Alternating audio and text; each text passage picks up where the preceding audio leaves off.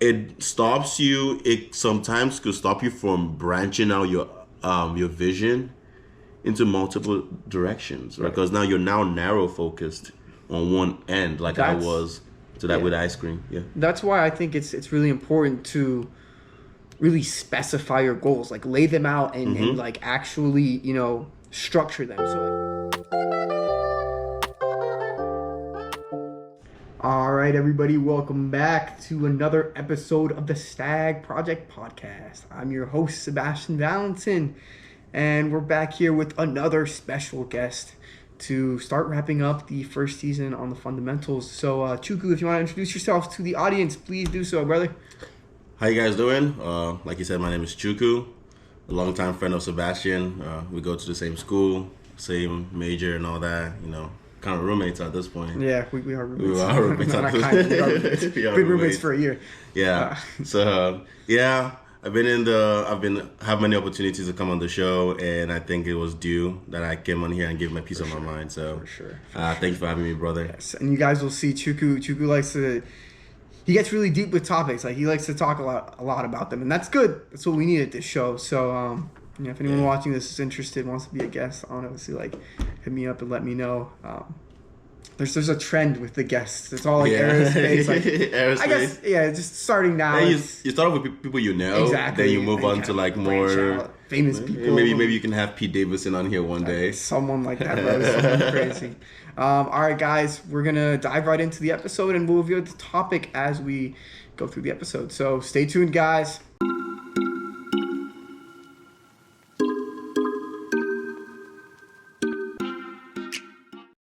All right, guys, for today's episode, we're going to be talking about persistence. This is one of the fundamental topics. Again, like I said, we're wrapping up. We only have one more episode here on this season, and then we'll take a break and then hop right back into it with another season, which is going to have a different background, a different topic to it. But back to this, persistence. We're going to talk about kind of just have a conversation about persistence. This episode doesn't really have a structure. We're just kind of going with the flow, seeing what we freestyling it, and see examples, all that kind of stuff, whatever we can see. So I guess a good starting point is we can talk about maybe what we define persistence to be. So Chukwu, if you want to start that off, what would you define persistence to be?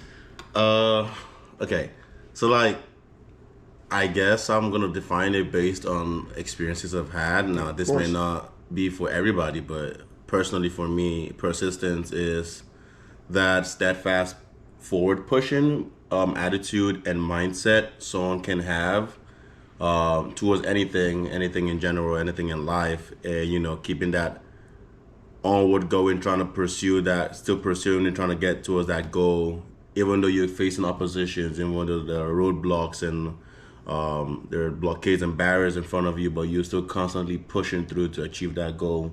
That is persistence. And you can see it in everyday life. I mean, you can look at it everywhere around you. The fact that people have to wake up every morning to go work and get a job, to put food on the table, that's persistence. Because, not everybody like their job, but we're still out here hustling, to make that bread, Anything to get the bag. Anything to make the money. The bread. No, I like that. And that definition, I think it summed it all up. I was just going to say something similar. It's, for me at least, persistence is just the continuation of, jumping over the obstacles that life faces, it puts in your path. I don't know what just fell there. But right. It's continuously going past these obstacles and not giving up in the face of adversity. So if something bad starts happening to you or whatever, it's like, I'm going to keep going no matter what. And it's especially prevalent to failure. Yeah. So when you start failing a lot, persistence takes you a long way. It's that not giving up and staying in the fight. Yeah, I would also like to add that not only do you have should you be persistent, or people have persistence during failure, sometimes during success, because that's true. I didn't even think about it. Yeah, because most times people are so used to failing or being stagnant at one station that once they achieve a little success, that is quite enough for them, and so they just give up. You know, it's like in the stock market, you know, you constantly keep losing your money. The one time you make that little gain, that one time the stock rises in your favor, boom, you're selling, right? Yeah. Right? There are a lot of potentials out there. It could rise a whole lot higher. It could be a whole lot better for you. But see, persistence is still pushing on to achieve far greater than what you expected your goal to be. So like, you know, hey, you were promoted to made supervisor. Well, keep pushing. You could make it a manager, you know. Manager, and then eventually climb up the ladder. Hey, that's exactly. good. That's good. I didn't even think about it from the perspective of success. Yeah. So, I mean, let's dive into that. Let's explore that a little more. Let's define success. What would you say success is in a person? See, now success is relative, right? It is. That's why I'm asking. I guess that's true. Success, it depends on what the individual sets it as to be. It's if you've accomplished what you set to gain or what you set to accomplish, and you have a peace of mind, because most times people will get where they want to be, but they're not at peace with themselves. Like, they strive for more. You know, then that means then you're not successful. Yeah, you've completed what you've set out to be, but like now there's ever that more thirst to push either further or go back or do something different. So like, success is achieving what you set out to get, but also having the peace of mind and knowing that you're okay with it once you've achieved it. Because if you're not okay with it personally, deep down, I don't think you're successful in a way. So you're saying, let me just clarify, you're saying success is when someone, they've set out a goal and they've completed the goal, mm-hmm. and they're no longer worrying about achieving the next step in the ladder. Well, not achieving the next step in the ladder, but they're satisfied with that day which they've accomplished. The thing is that most times when we set goals, we don't really have a general idea of what it feels like, what it feels to achieve that goal. So like, you want to be a pilot, right? And you get into being, you get a pilot slot, you get your aviation skills done, you get your private pilot license, and then you realize that, man, I want to do much more, right? It's not like you haven't achieved your goal of being a pilot. It's just that now you're not satisfied with just being a pilot. There's much more to it that you want to achieve and you want to get after, you know? So having that satisfaction, that peace of mind within you once you've accomplished that goal you've set out for, that's when I'll define it as success. You know, if your goal is like, I want to provide for my family, I want to put food for the table, I want to graduate with a certain degree, mm-hmm. or with a certain GPA, and you do that, and at the end of the day you look back and you're like, yes, I'm really satisfied with what I've done. I'm happy where I am right now. This is actually what I'm looking for, and I'm contented with what I'm looking for. Boom. Success right there. Whether you're like, you know what, I can strive a little bit better, I can strive a little more, I can do this, I can do that. It's not to undermine your previous achievements, but it's to say that you have not successfully gotten what you want. So I wouldn't call it success. Like, you're still working towards success. Okay. Yeah. That's an interesting take. Yeah. And I'm gonna give my take now, and it's a little bit opposite. It's a little bit weird. I'm gonna play devil's advocate with this one. Go ahead. Yeah. I don't think success is really, it's not attainable. Mm. And now you're like, wow, what is he talking about? This whole podcast is about self-improvement and, you know, all that kind of stuff. But I think success happens within the little things that we do repeatedly. So like you were saying, mm-hmm. So we'll use the pilot example. Yeah. You get your pilot slot, you were successful in that aspect. Mm-hmm. But the end, I don't think you can define success as the end goal. You're never successful because you're always looking for that next thing no matter what. Mm-hmm. And this just comes down to like our primal needs. Say you're someone who you've done everything in life, mm-hmm. or whatever. Say you've done everything. Like, it's impossible. You can't do every single thing. But say you have, right? You still have the need. You still have the drive to get food, get mm-hmm. water, survive. It's still naturally there. So you really never really... You'll never really reach that full potential. Mm-hmm. You're never going to get to that topic. But I think that, and this ties back into the persistence aspect of it.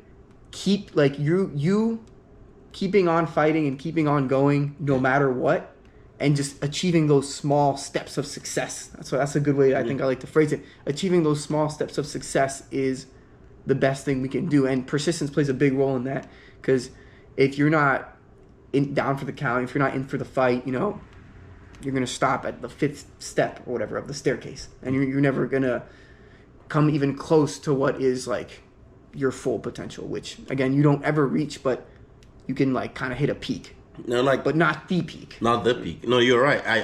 You're right, because, we as humans, we always crave something unless you're like a really lazy person. But I feel like for me, I always want to be doing something. Yeah. Not doing anything just drives me, insane.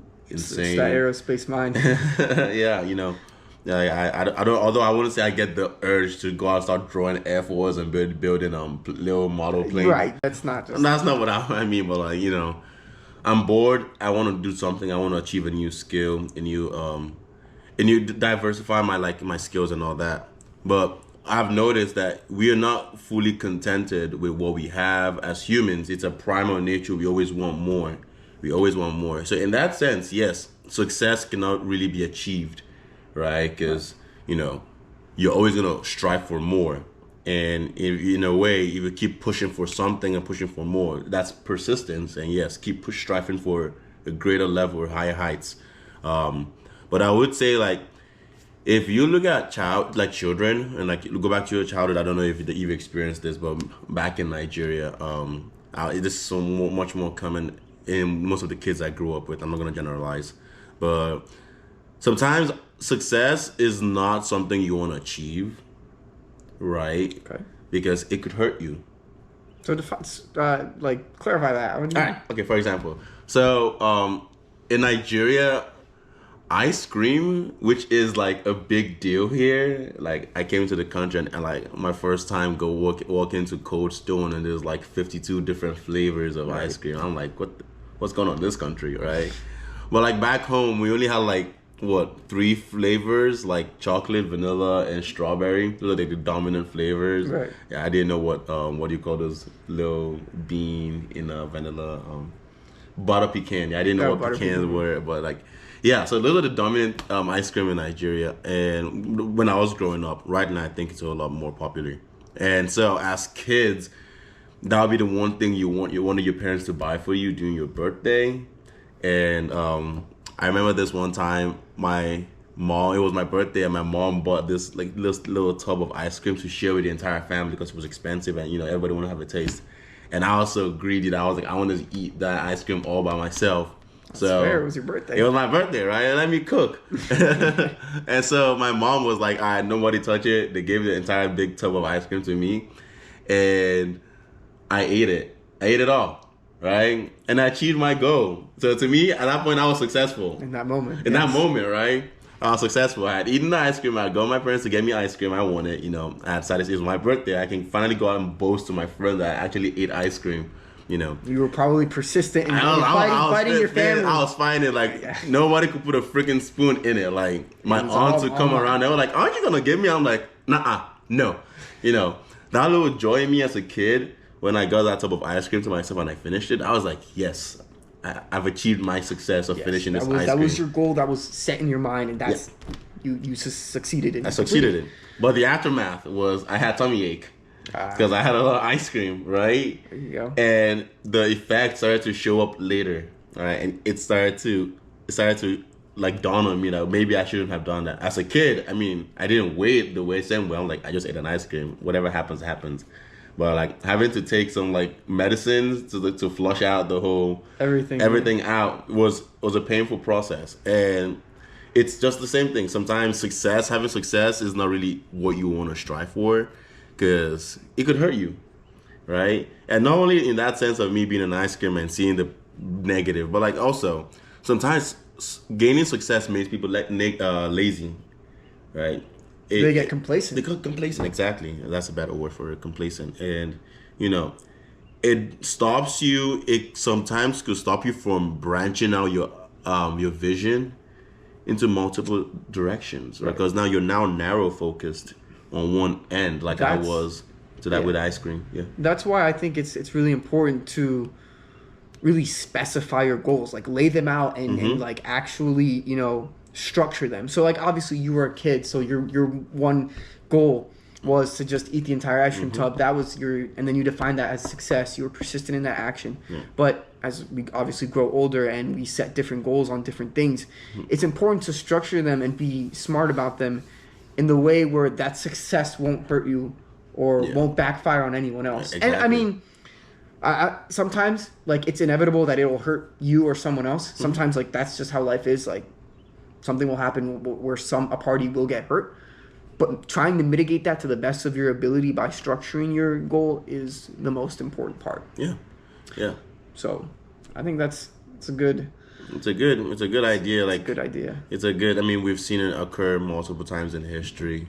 I don't remember what war or what was made, but like I do know that I was taught, like, you know, the guy, I think he had something to do with World War I, where he was like the manufacturing of bombs.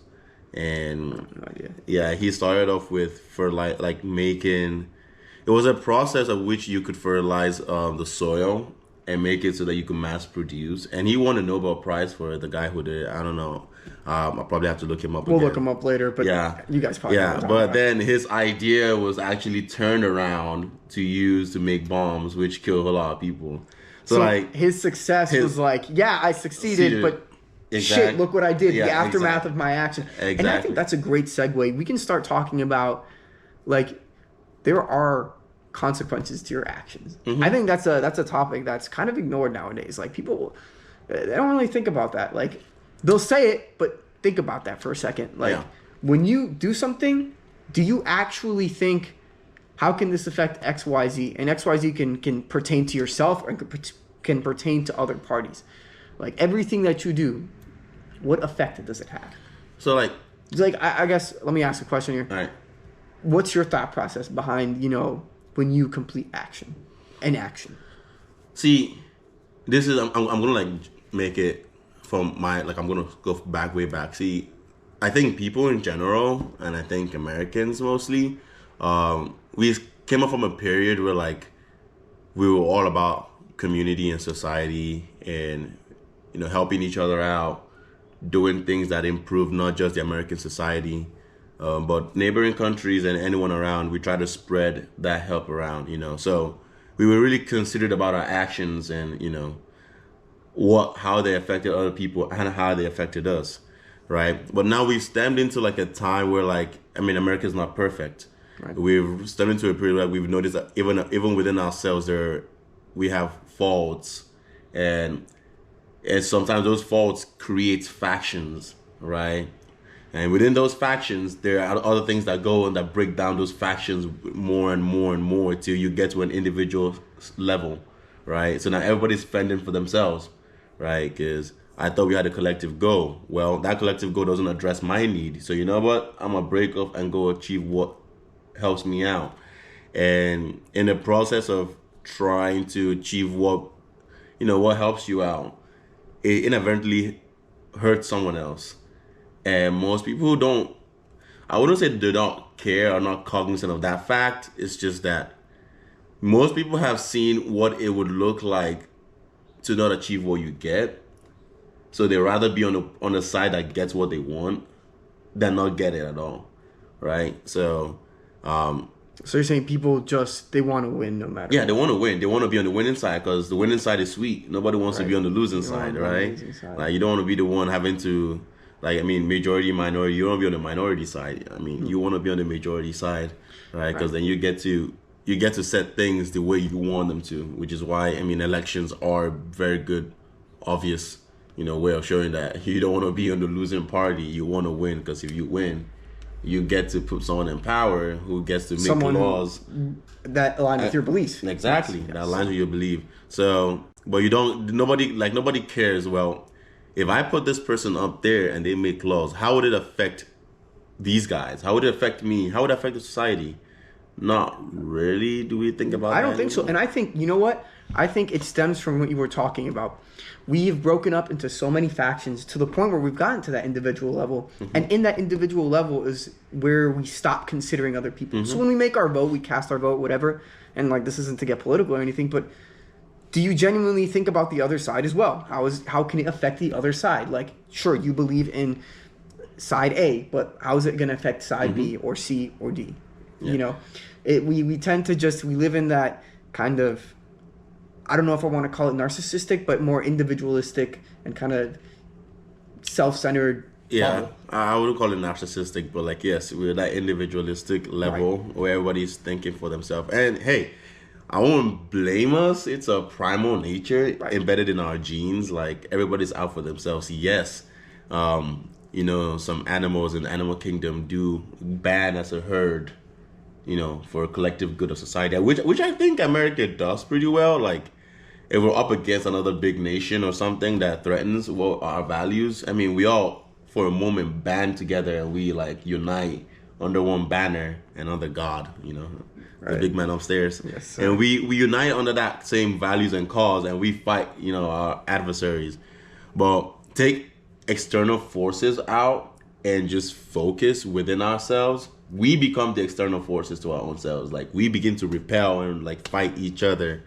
That you're like, well, where's the unity you guys were once claiming to have? Where's that collectiveness, that community, that sense of community you guys had when you were fighting your adversary? Like, where is it right now? It's just gone, because they know that they would rather be on the winning side, so they'd like to unite to still keep their values against the adversary who wouldn't care what their values are. And keep they want to keep exposing their beliefs and exactly.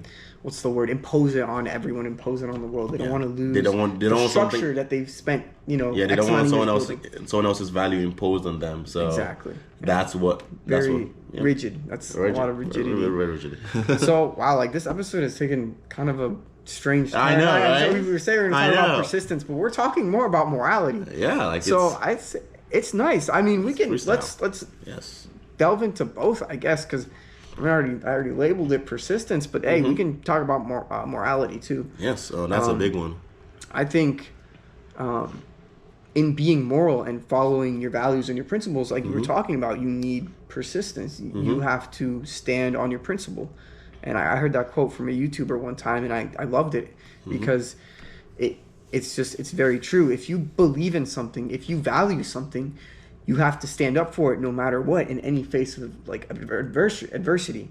So like, I guess your example, like going to war and stuff like that, we were so persistent in believing our beliefs and our values and protecting them that we were going to do whatever it takes to protect them.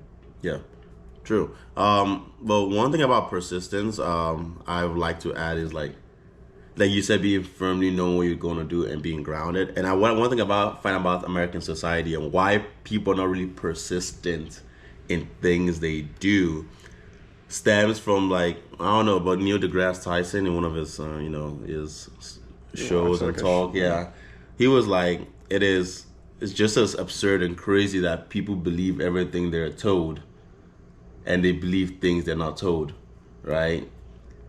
And it's like, I'm not saying that perfectly, but like, sum it up. That's what he said. But like, it makes more sense because nowadays, the art of investigating for yourself and finding out the truth is lost, right? Completely. I agree. Like, I think people, they read the first thing, and this is where persistence can go wrongly. And we can delve into this. It's where persistence can go wrong when you're hard set on one set of, like, sure, it's good to stand on your values, as I just said, but when it's something that you've done absolutely no research on, like your principles and your values, you came up with that stuff like on your own. You had that self-conversation, you came up with that. But when you're talking like news or whatever information, and you're extremely persistent on like, yes, my idea is right, my way of thinking is right, like that turns out toxic. That is toxic persistence.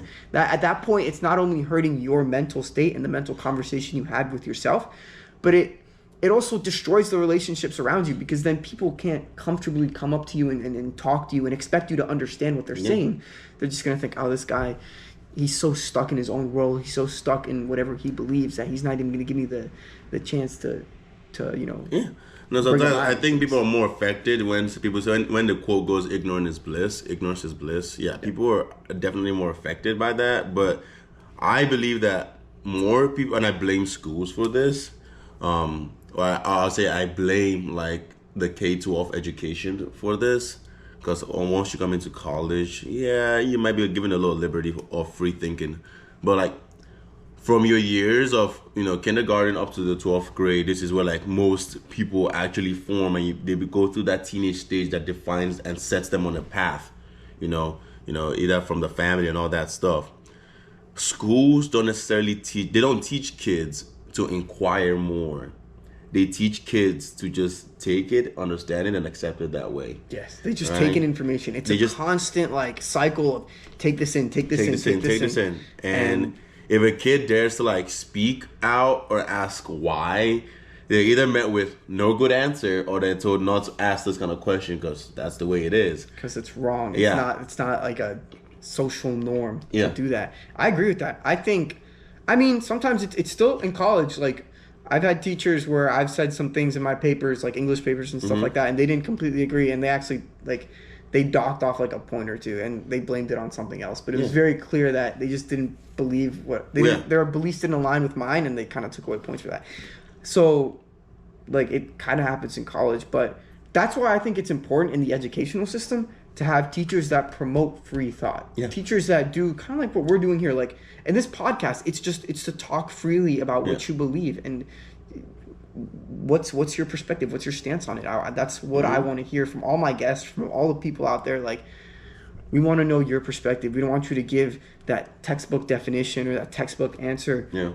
Come up with the thoughts yourself. Yeah. That's what I strive for. And I think teachers have to start doing that. And I think I very much agree with you.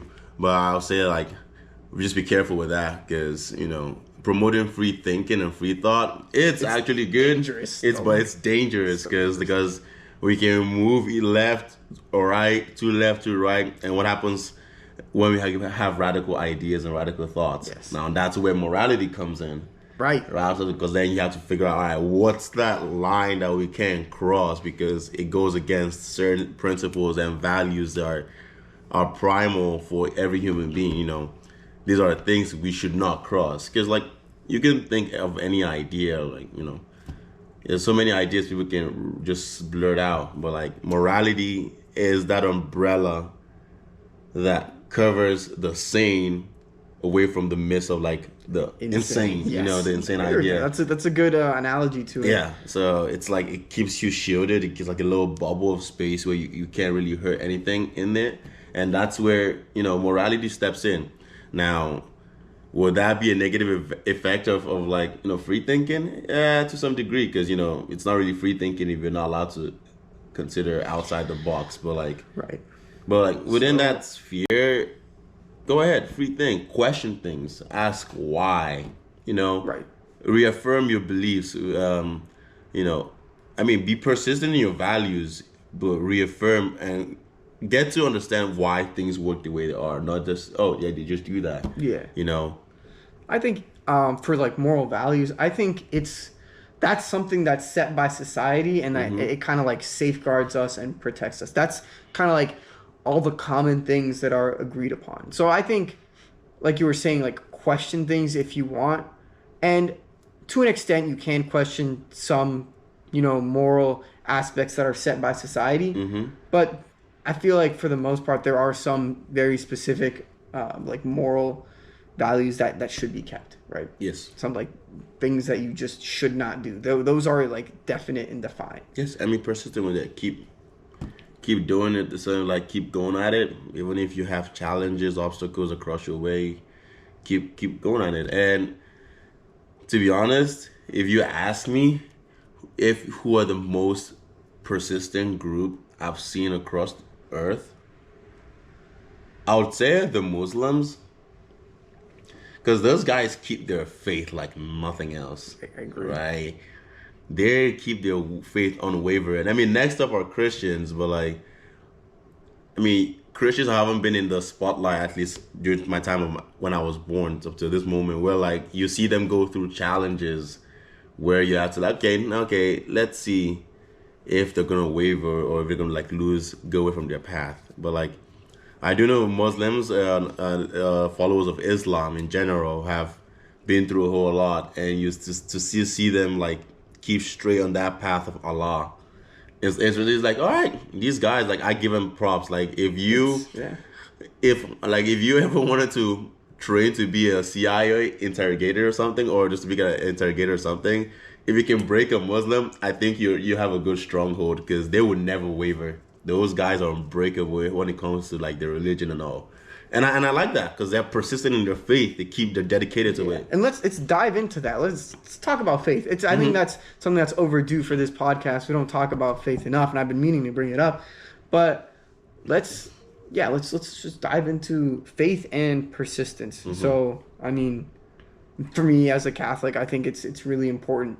Like, my faith is extremely important, and it's part of what gives me my persistence. You know, having that faith in God, which I believe in, that faith is what fuels my persistence and all religious aspects. So, like, I believe, you know, in the second coming, and I believe that going to church is good for you, all that kind of stuff. That all of those things stacked together, they keep me going. Yes, and that's very true, because if you look across all, like, religious or across all religions, the monotheistic ones, at least the ones I've known about, they tend to align themselves and align their morals with a promise of something. You know, Christians believe in the second coming of Christ. You know, Jews believe there's a Messiah coming again to save them, and Muslims believe in Allah and His promises. So, like, all these religions, one thing they have in common is a promise, something that keeps them on a path, that makes them work towards something. They have a goal they're working towards. And so neither people who believe, members of these faith and religions, keep themselves aligned. You know, they strive, they keep going, even if it's persecution, you know, other religious persecutions, governmental types of persecutions, and all that, you know, societal pressures. Yes. Yeah, like all these barriers come in from left and right, and you know, they still stay focused on that end goal which they set for themselves. So, like, I'm not saying that one religious group is right or anything, but I'm just saying, you need to go join a religious group to be persistent in life. But like I say, I'm just like, having that end goal, that promise which you want to look for, you know, I think it's a great teacher. It's a great control, because you can definitely look at religion, and it's a perfect example of how. And I think that's what I was trying to say back when I gave my example, me being Catholic. It's the teachings of Catholicism. They're like my teacher. They're what taught me to be persistent, to have faith in things, not just have faith in my religion, but also have faith in people, have faith in promises, all these kinds of things. That's where the fundamental teachings, it came from, having faith and having religion.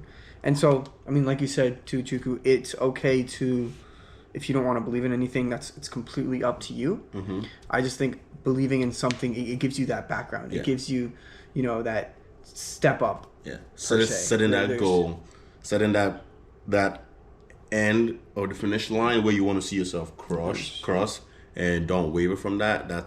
And keep going at it. It's very strongly, very persistent, like very determined. That's a good way. But if we bring up religion about persistence, we kind of have to address one other part of persistence within religion, which everybody has to, you know, it's kind of out there, and that is extremism. It's very true. It's found in all religions. Like, I think a lot of people, it's found even in anything they generalize it to one religion or one group of believers, and I just don't think that's accurate or true at all. Like, there can be extremists in any way, shape, and form regarding religion. And it's not also just religion. It's like we were talking about, free thought. You know, if you give people enough power, you put people in a society and you put them in charge, they can get so power hungry that extremist thoughts starts taking over, and then they kind of try to impose that on other people. Yeah. So, I mean, sure. If you want to talk about extremists in religion, I think not necessarily extremists in religion, but like extremism as a whole, while it pertains to persistence, because one thing about, you notice, it's more common in religion, but you can also find it elsewhere. I actually have an example. I would like to hear. It's and it's a modern day example too. You see a lot of people when they want to be in a relationship or something, and then they start continuously persisting and like pursuing one person. Like they exhibit that extremist version of persistence, and sometimes like it's okay to want something, and you know, if you want someone, you know, obviously. Which is why I don't necessarily believe in the idea of having just a crush. Because that's a very good idea of being an extremist. Well, right. If you let it get extreme to the point where you're just thinking about them and what they're doing. And all it's crap, like, it's then, it can get extremist in that sense, but... Because then you have like creeps and weird people just popping left and right. Because like, I'm trying to get a girl. She's the girl of my dreams. I'm trying to get a guy. He's the guy of my dreams. And I'm going to take that podcast I heard from like, Sebastian and Chukwu. This actually be persistence. I'm just going to keep going at it. And that's not what even if she tells me no or they tell me no. That's not what we're talking about. No. So yeah, there are boundaries. There are boundaries, exactly. And once someone says no, like, I mentioned it in the last episode or 2 episodes ago. I think it's good, say you like someone, because we used this example before. Mm-hmm. It's good to be persistent and, wanting to go after that person. But once you get a definite answer from them, whether it be yes or no, yes, obviously, then you're good.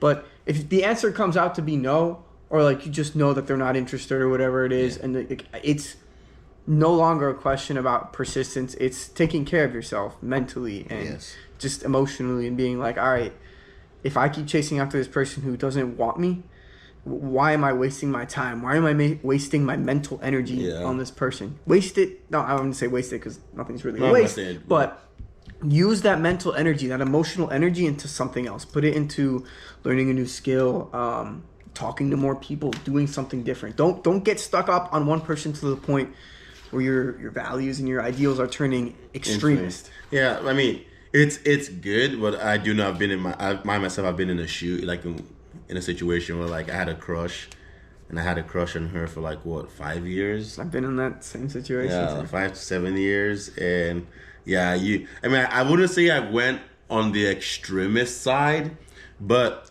I did go over. This is another part of being persistent, another negative of being persistent in today's modern society. So, and I think this is what discourages people from being persistent. And only a few people keep on going at it, but sometimes they do it the wrong way. And you can just like, in Einstein's quote, the definition of insanity, keep doing the same thing over and over again, but like expecting a different result. And in a way, you can define that as insanity is equal to persistence, in a way.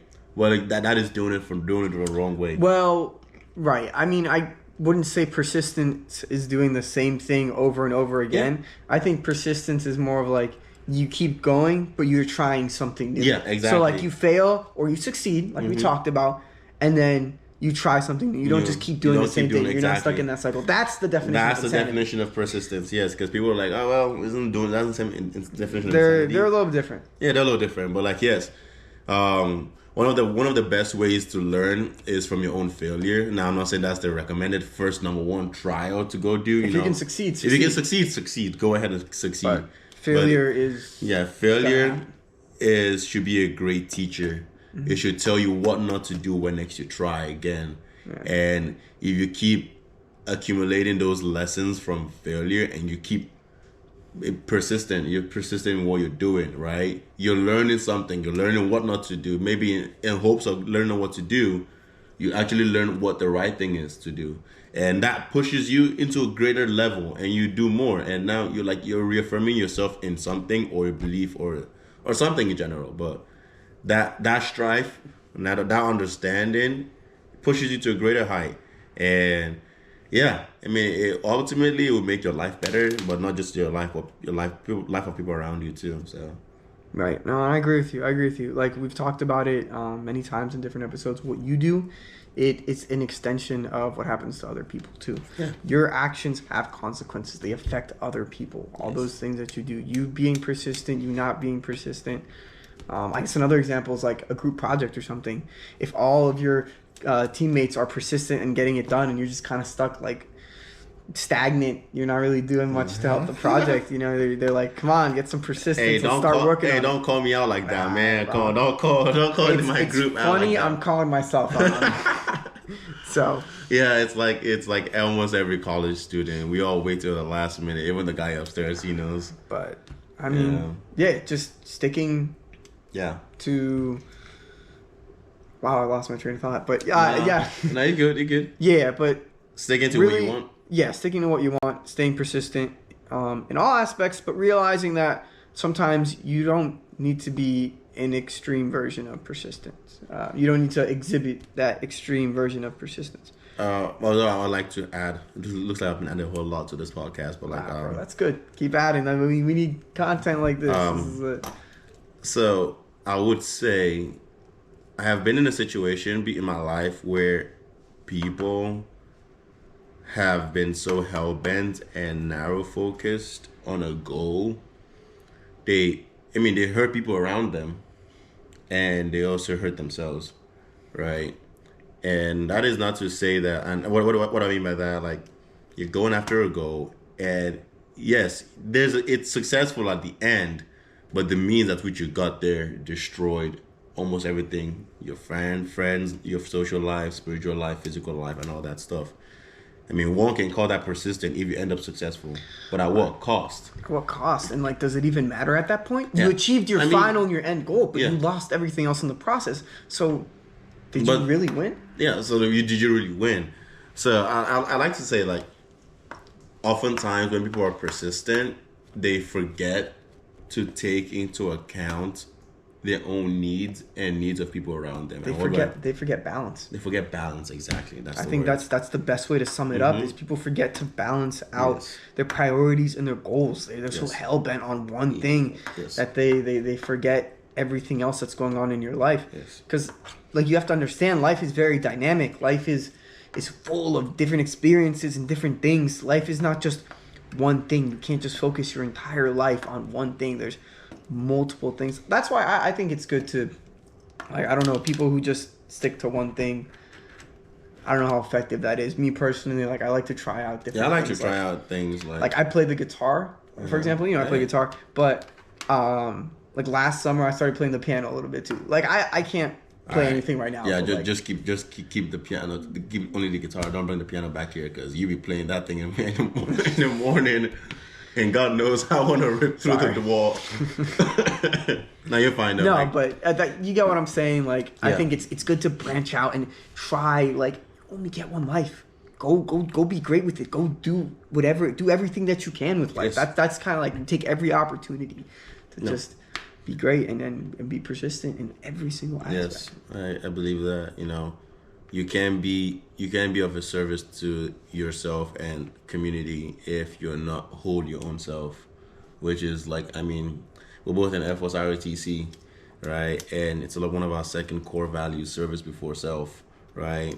But that idea of putting service before self only works if your self is your whole self, right? You can't put service if you're lacking in the mental division or emotional division. You need to make sure you're good. And I've said it since episode 1. Before you start helping other people, make sure you're good yourself. Exactly. You can take care of yourself. So make sure, most people forget about taking care of themselves, which is a big thing, and which detracts from people being persistent, because sometimes our mental strength does not align with our physical strength. Right. Our mind want to do it, but our body can't physically it doesn't have that energy, right? Or vice versa. Sometimes you just don't have the willpower to keep going, and then you lose that persistence. Which it's important to recharge. You stop, recharge, and move on. Tap forward. Into the balance. Yep. And that's the most important part. Yeah, that's very, very, really true. All right, everyone. So that's going to wrap it up for this episode on persistence. Thank you so much, Chukwu, for joining me on this episode. No problem. Love to have you back, man. Like, it's great conversations, great things. I'm sure the audience will love it as well. Yes, sir. So just make sure you guys stay tuned. Next week, we have the last episode in season 1, and then we'll be taking a short break. More information on that. But before we leave this episode, I just want to reiterate and bring up the Champion 75, which is a new challenge that I created and that I'm going to be carrying out starting Monday, May 8th. So if you guys want to join me, please, I ask everyone who is interested in that to join me in that, share their progress, send reels, send TikToks, send anything you have. I really want to build a community in that sense, and I want to challenge you guys, especially with the start of summer coming up. Yes, sir. So, I need to get on that too. Yeah. All right, guys. You guys have a good one, and we'll catch you in the next one. All right. Peace out.